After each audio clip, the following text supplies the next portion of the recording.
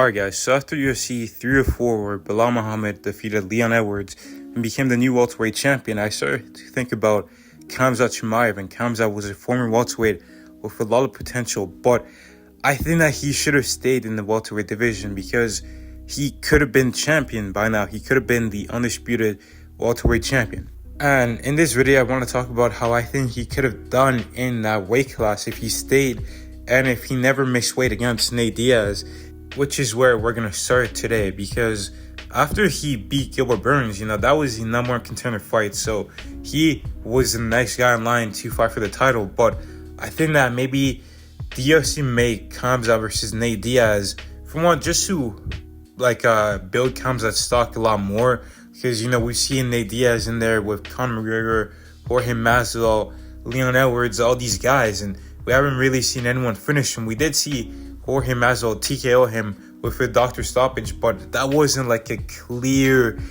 finish, like a knockout or a submission. And if Khamzat could have done that to Nate Diaz, I think that his stock would have been a lot higher than it was, and it would have just made his potential title fight even bigger, because you go out there and you finish Nate Diaz, that's just crazy. And I don't know if he would have finished him, but I think he would have definitely beat him. And I think after that fight, he would have fought for the title. But, the UFC, like I said, they wanted to build his stock, So I think that if Kamaru Usman won, I think that he would have gone surgery on his hand, because he did break it, leading up to the Colby Covington rematch. And if Leon Edwards won, then Kamaru Usman would have gone an immediate rematch. So let's say Khamzat beats Nate Diaz, and then we move on to the trilogy between Kamaru Usman and Leon Edwards 3. And I think that Khamzat Chimaev would have been chosen as a backup fighter instead of Colby Covington. So he would have gone to London, made weight, and he's next in line for whoever wins. And Leon Edwards ends up winning. And then we have Khamzat Chimaev versus Leon Edwards. And I think this fight would have happened in Abu Dhabi. I don't think the UFC would have waited until December to have, Khamzat take on Leon Edwards. I think that they would have fought in Abu Dhabi a lot sooner. And I think that Khamzat would have just beaten Leon Edwards. I think he could have finished him. He had a lot of power in his hands. His grappling was a lot more dangerous than Kamaru Usman, because he has the ability to submit you, and he also has the ability to TKO you with ground and pound.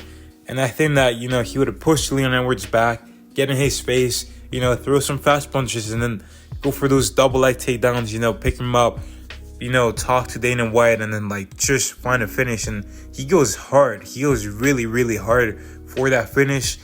And I think he could have, had Leon Edwards in some serious danger, if not finish him. And I think, to be honest, he would have finished him within those 3 rounds. I think that, Leon Edwards giving his back against a guy like Belal Muhammad, Kamaru Usman, and Belal did take advantage of it, and he was able to control Leon for a large portion of the fight. And I think that Khamzat would have been a bit more cautious with his energy and his cardio, and I think he would have probably taken his time a bit more, but still gone after the finish when he saw the opportunity for it.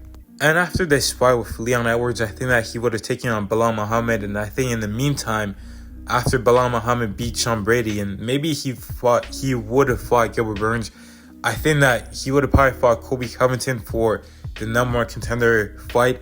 And I think that at that point, Belal Muhammad would have probably beaten Colby Covington. Colby couldn't take him down. And I think that his striking might have been a bit better than Colby. And I think that Belal Muhammad would have taken on Khamzat Chimaev early 2024. And I think that Khamzat would have just been a bad matchup for Belal Muhammad, because Khamzat Chimaev would have pushed him back. He would have defended the takedowns, and I think he would just dictate when the grappling exchanges happen, because we've seen Leon Edwards be able to reverse Belal Muhammad, land some good elbows, nearly choke him out at the end of the 5th round. And I think that Khamzat could have probably taken him down. It would have been hard, don't get me wrong, but I think he could have gone it down. I think he could have gone Belal Muhammad to the ground and just threatened him with some dangerous ground and pound and some submissions. And I think that even on the feet, we've seen Khamzat, knock middleweights out clean with one punch.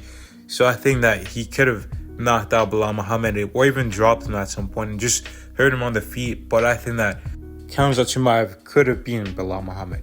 And then his two toughest fights in the welterweight division, in my opinion, would have probably been Kamaru Usman or Shavkat Rakhmonov. I mean, we've seen that Kamaru Usman fight. In my opinion, it was a draw. Khamzat had a very good first round. And then in the second and third, he started to slow down.